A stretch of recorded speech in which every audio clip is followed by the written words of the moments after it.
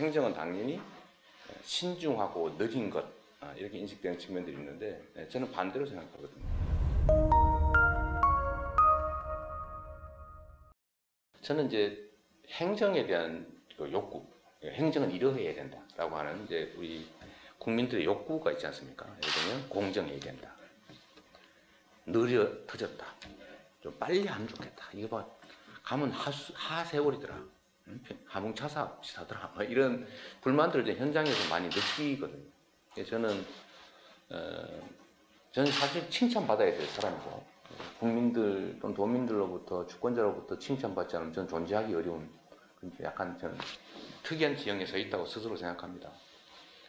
그런 만족도가 올라가야 되는데, 저는 우리 도민들의 행정 만족도, 삶의 만족도를 어떻게 하면 조금이라도 올릴까를 끊임없이 고민하죠. 작은 걸 여러 군데서 많이 빨리 한다. 이건 딱 정해진 원칙이에요. 제가 공무원들한테 그렇게 지시하죠. 우리가 업무가 수없이 층층이 쌓이는데 보통은 크고 중요한 일을 꺼내놓고 끙끙거리고 고민을 한다. 작고 쉬운 일들 쌓아놓는다. 그러니까 책상이 이렇게 쌓이는 거 아니냐.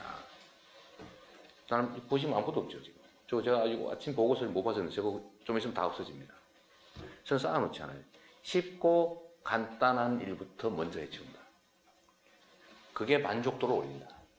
크고 중요한 결정을 고민하는 건 그 다음이야.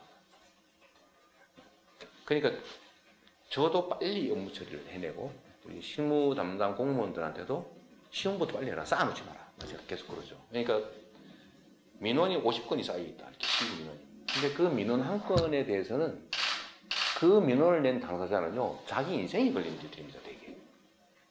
그 개개인한테는 엄청나게 중요한 일이에요. 근데 이거 옛날에 가면 막 핑퐁 치고 막 저게 막 몇 달씩 걸리고 답도 이게 뭐야, 이게 된다는 소리인지 안 된다는 소리인지 애매모하고 이런데 요새 딱 내면 핑퐁을 하는 게 아니라 한 사람이 들고 지가 다른 부서 다 가서 다 해가지고 딱 바로 결론을 내주니까 안 된다면 안 된다고 명확하게. 되면 되는 대로 명확하게. 빨리 결론을 내주니까 본인이 원하는 결과를 얻지 않아도 빨라서 만족하는 거예요. 제가 성남에서는 이제 그런 걸 또 많이 봤고. 그래서 이 속도라고 하는 게 결과보다는 더 중요하다, 오히려. 결과는 사실은 합리적이면 다 받아들여요. 우리 국민들이 생때 쓰는 그런 국민들이 아니기 때문에 민도도 높고 교육도 많이 받고 합리적이기 때문에 합리적 결론을 내면 대체로 수용해요. 문제는 불친절하거나 느리거나 기분 나쁘게 하거나 이런 거. 그래서 제가 명찰 달아라. 딱 보면 이름이 뭐야? 뭐 이렇게 공무원들한테 겁주는 게 당신 이름이 뭐야? 이런 것 있잖아요. 그게 뭘 의미하냐면 숨기고 있다는 거죠. 근데 숨길 필요 없다. 이거 보여줘라. 그러니까 신뢰가 올라가죠. 빨리 해주니까 기쁘고. 저희는 접수했다는 거 알려줘라.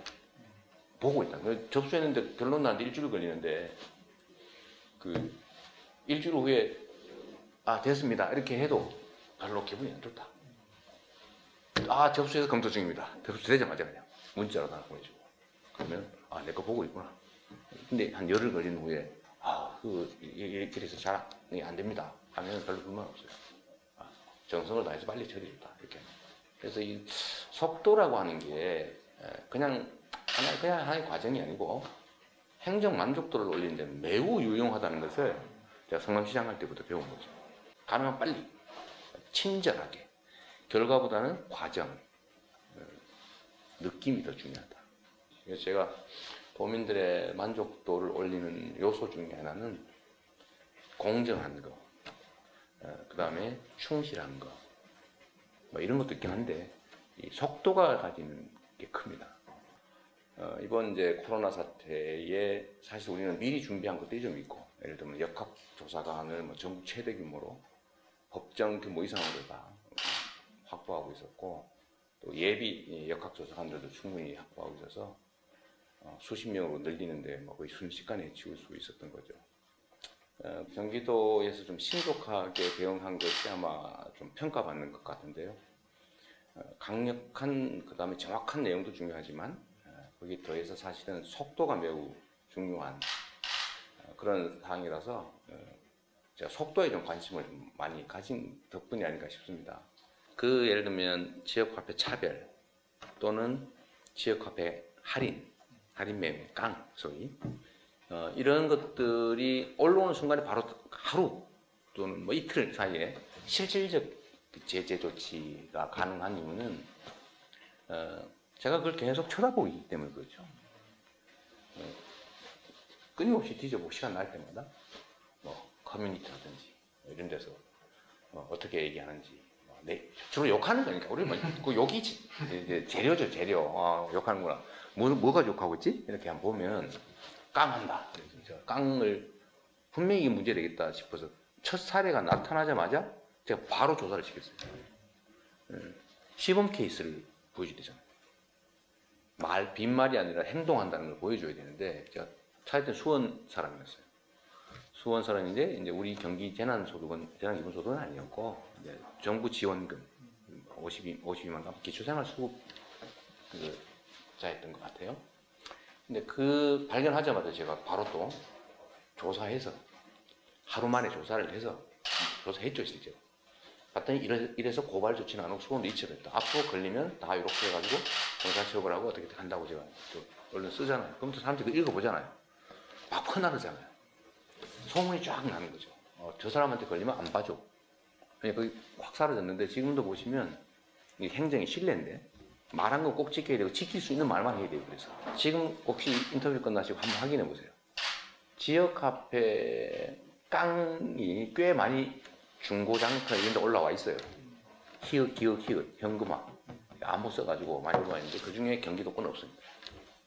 10% 차등 그것도 바로 SNS에 올라온 걸 제가 보고 저도 어쨌든 법조문 막 뒤지고 실무 보고하라고 그러고 동시에 실무 저는 저대로 쫙 한 다음에 모아서 그 중에서 대표적인 거 15건 딱 바로 잡아서 이틀 만에 다 잡았거든요. 바로 가명 취소, 신용카드 회사 통보, 형사 고발하고 그 다음에 세무조사팀 꾸려서 지금 세무조사 준비하고 있는데 이러니까 확 줄어들잖아요. 몰라서 아직 아는 사람은 거의 안 한다는 거죠. 그래서 그런 것들을 저는 직접 이렇게 많이 체크해요.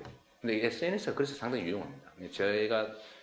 저의 주장이나 성과를 이렇게 알리는 통로이기도 하지만 저한테 이렇게 제보되는 또는 의견을 내는 통로이기도 하고 저희는 신고 들어오는 게 뭐 120, 031, 120 뭐 이런 데보다 제 개인 계정 DM, 소위원, 쪽지, 댓글 이런 게 더 많습니다.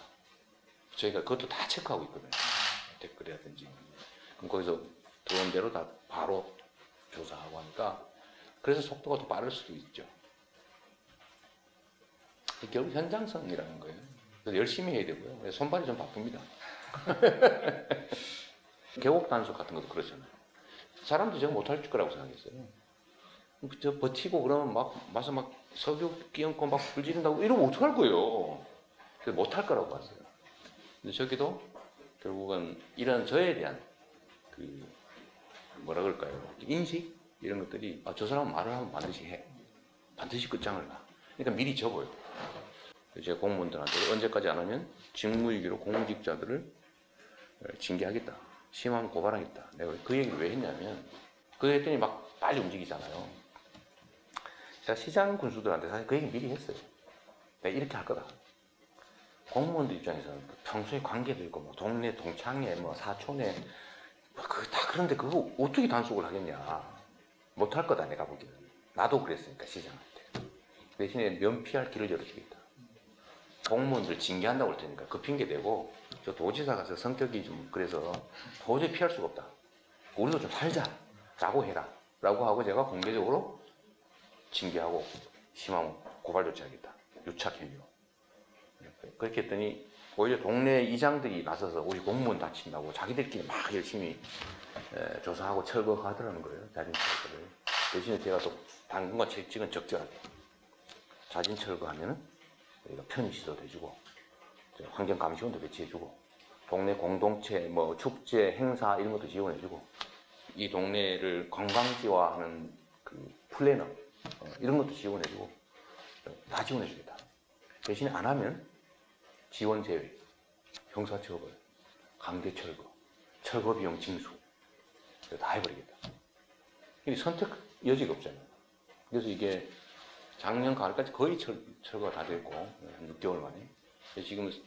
지금 이제 한 3, 4개월 더 지난 현재 상태로는 법률상 철거할 수 없는 세계, 그 다음에 사람이 살고 있는 주거에 꼭 필요한 공간, 그거 한 51개인가 50개, 총 53개 빼고 나머지는 100% 철거했습니다. 지금 이제 편의시설 설치하는 중인데요. 이것도 사실은 한 개 철거해도 보통 6개월 막 1년씩 걸리잖아요. 근데 이게 지금 저희가 1,400개가 넘는 것을 몇 달 만에 실제 다 철거했으니까 이것도 속도에서 놀라는 거죠. 아무도 안 믿었죠. 작년 우리가 여름 6월부터인가 시작했는데 내년 여름에 또 생기겠지. 저러다 말겠지. 이게 일반적인 예측이었잖아요. 그래서 그런 거라든지 이번에 뭐 코로나 사태의 대응도 저는 사실 밤새도록 고민하고 그 고민을 공급자 측인 제 입장에서 고민하는 게 아니고 수용자 측이 어떻게 받아들일 수 있느냐를 반대쪽에서 제가 고민하죠. 저희가 우리 집안 아이들한테 제가 제일 중요하게 얘기하는 게 역지사지라는 말 가르칩니다. 입장을 갖고 생각해봐요. 언제나 상대의 입장이 이해가 쉽다. 좀 공급하는 공직자지만 행정 수요자, 우리 도민들 입장에서 어떨지를 끊임없이 고민해서 여기에서 부작용이 어떤 게 있으니까 어떻게 욕을 할까? 욕하는 걸 피해야 되잖아요. 그래서 그런 것들을 섬세하게 철저하게 준비하고 실험을 저는 절대로 하지 않습니다. 행정 실험하면 안 되거든요. 성공한다는 확신이 있을 때 보안 장치를 철저히 하고 그다음 최대한 신속하게 그리고 강력하고 정확하게 좀 기본적으로는 그렇게 정하고 있습니다.